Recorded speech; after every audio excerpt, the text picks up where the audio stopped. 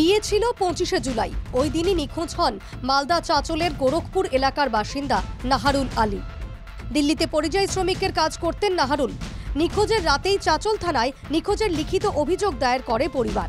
5 দিন পর বুধবার বাড়ি থেকে 1 কিলোমিটার দূরে একটি জঙ্গলের মধ্যে নাহারুলের গলা কাটা দেহ উদ্ধার হয়। পরিবারের অভিযোগ, বিবাহিত মহিলার সঙ্গে সম্পর্ক ছিল নাহারুলের। ওই মহিলাই দুষ্কৃতী দিয়ে খুন করিয়ে থাকতে পারে। কারণে ওর সঙ্গে সম্পর্ক ছিল। আমার দাদা বিয়ে করেছিল, বিয়ে করতে চাইছিল, সেদিন মর ছিল শুক্রবারে, সকালবেলায় গায়েব করেছে ওকে। আমরা এখন শাস্তি চাইছি। যেরকম আমার ভাইকে ওর ই করেছে, ওর আমরা শাস্তি চাই। লাশ দেখেই বোঝা যাচ্ছে ওই ছেলেটারই লাশ, নাহারুলের লাশ। মানে স্পষ্ট বোঝা যাচ্ছে, কারণ যে আমাদের পাড়ার ছেলে, আমরা ই করি দেখেই বোঝা যাচ্ছে যে নাহারুলের লাশ আছে। খবর পেয়ে ঘটনাস্থলে গিয়ে দেহটি উদ্ধার করে চাঁচল থানার পুলিশ। কিছুদিন আগেই ওই যুবককে কেউ বা কারা খুন করে থাকতে পারে প্রাথমিক অনুমান পুলিশের। গলা কাটার পাশাপাশি শরীরের বিভিন্ন জায়গায় আঘাতের চিহ্ন পেয়েছে পুলিশ। খবর পেয়ে ঘটনাস্থলে যান স্থানীয় পঞ্চায়েত সদস্য।